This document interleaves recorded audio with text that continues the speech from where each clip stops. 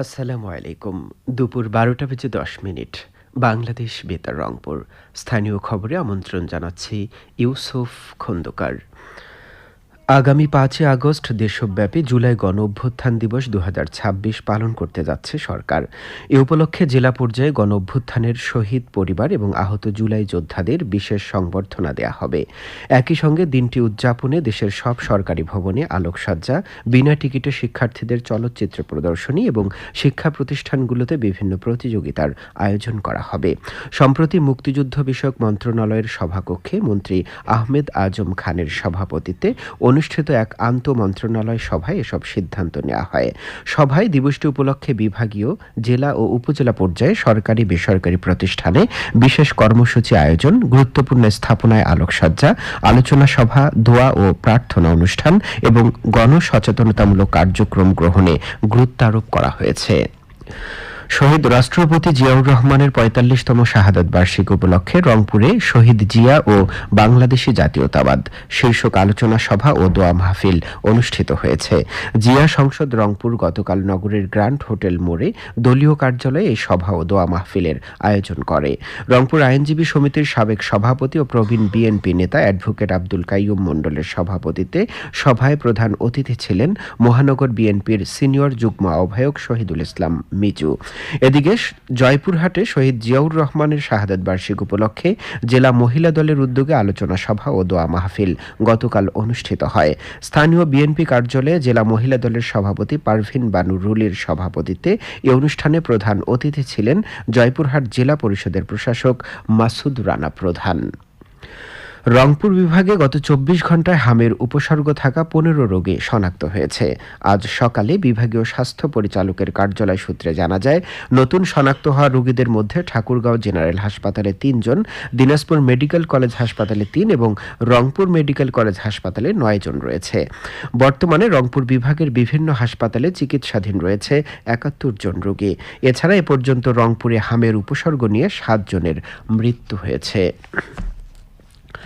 এদিকে জয়পুরহাটে হামের উপসর্গ নিয়ে শহরের ২৫০ শয্যা বিশিষ্ট জেনারেল হাসপাতালে গত ২৪ ঘণ্টায় নতুন করে আরও ২ জনকে ভর্তি করা হয়েছে।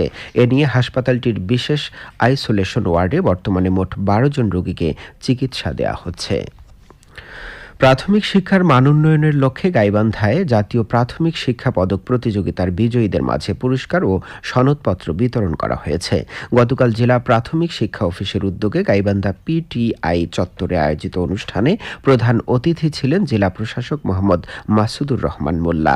আলোচনা সভা শেষে ক্রীড়া, সাংস্কৃতিক ও বিষয়ভিত্তিক কুইজ প্রতিযোগিতার বিজয়ী শিক্ষার্থীদের হাতে পুরস্কার ও সনদপত্র তুলে দেন অতিথিগণ।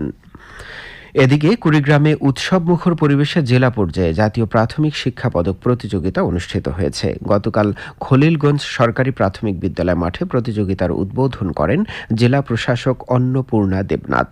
প্রতিযোগিতায় ক্রীড়া ও সাংস্কৃতিক বিষয়ক সহ মোট ৪৬টি ইভেন্টে জেলার ৯ উপজেলা থেকে বাছাইকৃত মোট ৪১৪ জন শিক্ষার্থী অংশ নেন। প্রতিযোগিতা শেষে বিজয়ীদের মধ্যে পুরস্কার ও সনদপত্র বিতরণ করেন অতিরিক্ত জেলা প্রশাসক মোহাম্মদ জাকির হোসেন। ফিজিশিয়ানস স্যাম্পল ও মেয়াদ উত্তীর্ণ ওষুধ বিক্রয়ের অপরাধে কুড়িগ্রামের উলিপুরে ভ্রাম্যমাণ আদালত পরিচালনা করে ২টি ফার্মেসিকে ৯,০০০ টাকা জরিমানা করা হয়েছে। উপজেলার বাজার রোডে গতকাল এ অভিযান পরিচালনা করা হয়। অভিযানের সময় জেলা প্রশাসনের পক্ষ থেকে জনস্বাস্থ্য সুরক্ষা ও ওষুধ বিক্রয়ে শৃঙ্খলা নিশ্চিত করা সহ জনসচেতনতা বাড়াতে গুরুত্বারোপ করা হয়। লালমনিরহাটের পাটগ্রামে গতরাতে পুলিশের বিশেষ অভিযানে কার্যক্রম নিষিদ্ধ আওয়ামী লীগ ও যুবলীগের ৩ নেতাকে গ্রেফতার করা হয়েছে। গ্রেফতারকৃতরা হলেন মতিয়ার রহমান, মোস্তাফিজুর রহমান ও শফিকুল ইসলাম। তাদের বিরুদ্ধে নাশকতার মামলা রয়েছে বলে জানিয়েছেন পাটগ্রাম থানার অফিসার ইনচার্জ নাজমুল হক। এখন শুনুন কৃষি সংবাদ। কুড়িগ্রামের রাজীবপুরে রবি মৌসুমের ফসল ভুট্টা কর্তন শেষ হয়েছে। এবার উপজেলাটিতে মোট প্রায় ১,৮০০ হেক্টর জমিতে ভুট্টার চাষ হয়েছিল। এবছর ভুট্টার ফলন ভালো হয়েছে বলে জানিয়েছে কৃষি সম্প্রসারণ অধিদপ্তর। এতে হেক্টর প্রতি ১১ মেট্রিক টন গড় ফলন হিসেবে প্রায় ১৯,৮০০ মেট্রিক টন ভুট্টা উৎপন্ন হয়েছে। চাষ সফল করতে কৃষি সম্প্রসারণ অধিদপ্তর কারিগরি সহ সকল প্রকার সহযোগিতা প্রদান করেছে। সবশেষে আবহাওয়া। আজ সন্ধে ৬টা পর্যন্ত অভ্যন্তরীণ নদীবন্দরগুলোর জন্য পূর্বাভাসে বলা হয়েছে ময়মনসিংহ, খুলনা, বরিশাল, পটুয়াখালী, নোয়াখালী, কুমিল্লা, চট্টগ্রাম, কক্সবাজার ও সিলেট অঞ্চলের উপর দিয়ে পশ্চিম উত্তর পশ্চিম দিক থেকে অস্থায়ীভাবে ঘন্টায় ৪৫ থেকে ৬০ কিলোমিটার বেগে দমকা থেকে ঝোড়ো হাওয়া বয়ে যেতে পারে। সেই সাথে বৃষ্টি অথবা বজ্রসহ বৃষ্টিপাতের সম্ভাবনা রয়েছে। এসব এলাকার নদীবন্দরসমূহকে ১ নম্বর সতর্কতা সংকেত দেখাতে বলা হয়েছে। খবর শেষ হলো। আমাদের পরবর্তী স্থানীয় খবর প্রচারিত হবে বেলা ২টা ৫ মিনিটে।